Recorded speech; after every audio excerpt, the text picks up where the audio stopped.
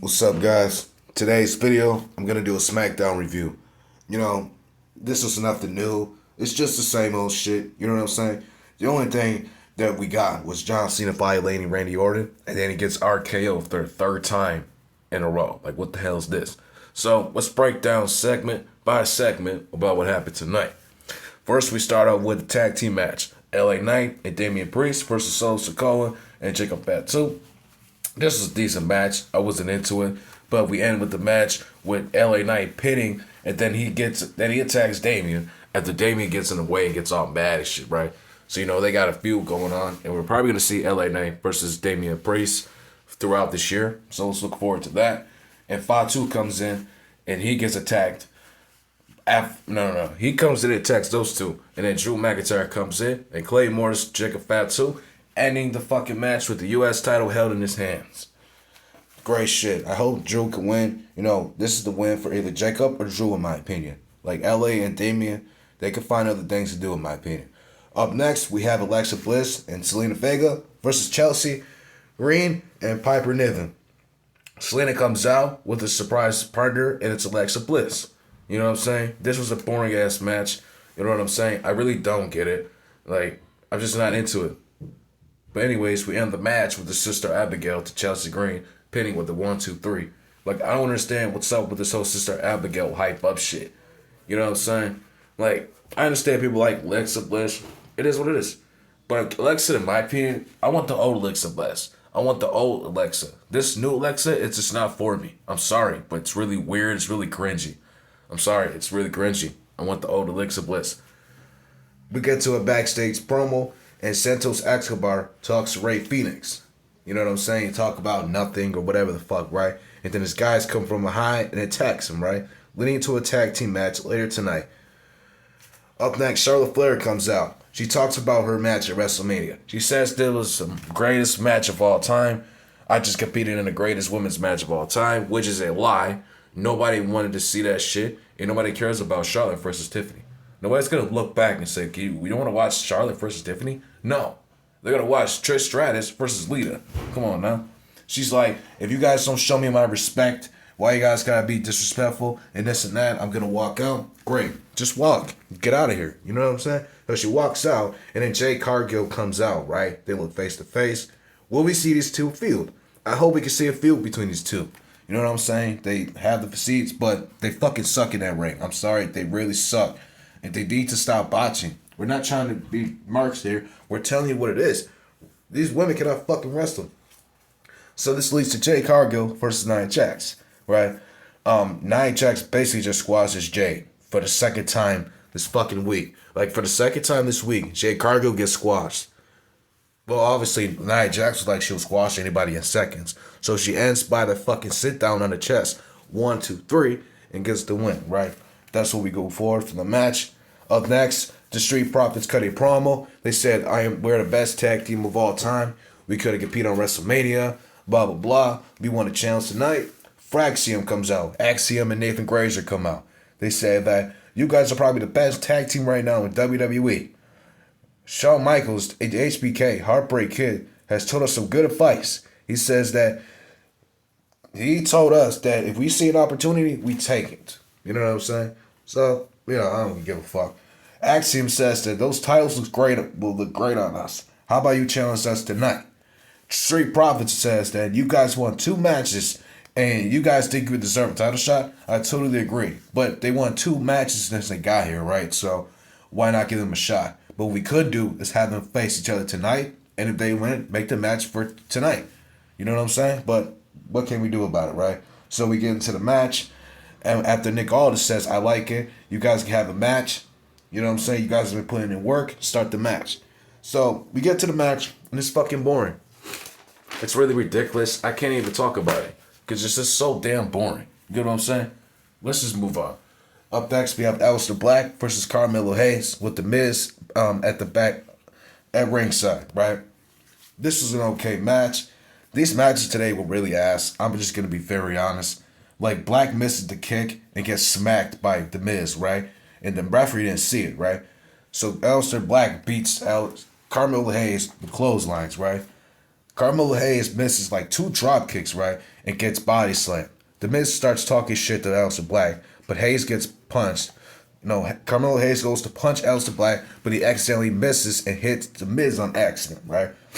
Aleister wins by roll-up, and then he knocks out the Miz. Obviously, they're not going to break up. We all know this. You know what I'm saying? Like, I don't like how they're treating the Miz. Like, in my opinion, the Miz should be United States champion and feuding with Drew McIntyre at least. What the fuck is this? You know what I'm saying? I really can't stand it. But it is what it is, right? I mean, the Miz has always been booked as a cowardly heel, but he's supposed to be a solidified, he's supposed to have a high-ranking match, having him in the field with Randy Orton. You know what I'm saying? I would love to see Miz vs. Randy Orton at WrestleMania. Now, I still can't get over the fact he didn't have a match at WrestleMania. Fuck this, man. So we get to the main event of the show, and it's John Cena. John Cena comes out, right? He has the ring announcer announce his name once again, right? But while we get this, a fan starts throwing in a beer bottle at John Cena. I was like, holy shit, what are we in 1996? You know what I'm saying? You remember when Hulk Hogan turned heel? Everybody started throwing a lot of shit in that ring. Because nowadays they don't want that. You know, it's all family entertainment and whatever they want. So we understand. John Cena says, I hope your childhood dies. How dare you throw that bottle at me? And every last one of you knows how important Backlash is. Randy Orton is not here tonight. Because he is smart and took my advice to stay home. Okay. He is getting ready for the biggest moment in his life. He says he hasn't feuded with Randy Orton. He hasn't faced Randy Orton in like 20 years. Nigga, it's been like 8 years since you guys fight. Or did he meant to say that I've been facing Randy Orton, been feuding with Randy Orton for 25 years or something? I don't get it. You know what I'm saying? So he keeps talking about the last match, the last time ever. Like, shut the fuck up. Because we know you guys are going to fight again. You know what I'm saying? They keep doing the same shit with Triple H and Undertaker, and they fought 6 years later. Come on now. He says, I will make sure your life moves on. And tomorrow night, it will be a lesson for all you guys. That life moves on. You know what I'm saying? He says that Randy Orton has been lying to himself. He has this job only because of his family. Well, obviously because his grandfather and his father were wrestlers. You know what I mean? So what can you do about it? He said he used his stardom and connections to protect him for hard work and responsibilities. Which is a good point. Like when he was in Legacy, Evolution, we had him attack, Foley, John Cena, Triple H, all of them. You know what I'm saying? So we gotta understand, right? He says, I am hustle. But loyalty? Randy Orton thinks working every week in the year is loyalty. He's a WWE lifer. He's stuck here. You know what I'm saying? You guys, he respects you. No, whatever the fuck else he says, right? Like, really, he brings up respect. You show me none. Cena's like, you showed me no respect. Randy Orton begs for respect. You know, he says that nobody knows his grandfather, Bob Orton Sr. Like, really, nobody knows Bob Orton Sr. except for Bob Orton Jr. You know what I'm saying? And he says all Bob Jr. knows is how to bang Randy Orton's mom. The Legend Killer, he says all he does is use his stardom and power just to end careers that meant relevant. Well, I kind of disagree with that because what about the career of Mick Foley, Big Show, fucking Ric Flair, Christian, Mark Henry? No, not Mark Henry. He didn't take out Mark Henry. Yeah, what about those guys? Shawn Michaels. Come on, you meant to take those careers mean nothing? What are you talking about, dude? So I disagree with that fact, right? So then Randy Orton then comes out, tries to go out for the RKO, but John Cena has the attitude adjustment. A lot of people are acting stupid and are going to tell me that it's not Randy Orton. It was probably his twin. And then Randy Orton came out the ring. It was two of them. No. It was Randy Orton, bro. You're not going to convince me that that's not Randy Orton because that was Randy Orton. Because he takes the damn thing off and then he RKOs John Cena. Wow, this is bullshit. There has been no build-ups, no progressing. There has been nothing but RKOs and talking shit throughout this whole fucking build-up to Backlash. Like, really, John Cena versus Randy Orton at this point has the worst build-up of all time. Like, I don't know if it's that or Cody Rhodes and John Cena. I think John Cena Cody Rhodes still the worst because there's no explanation about The Rock, and there's been nothing going on about that. You get what I'm saying? So, I'm looking forward to the match tonight. So, hopefully it's a good one, and we can get a memory. Hopefully Bob Orton Jr. could come out there, because when John Cena put out Bob Orton, I just said this. Have Bob Orton Jr. come out there to the ringside or whatever.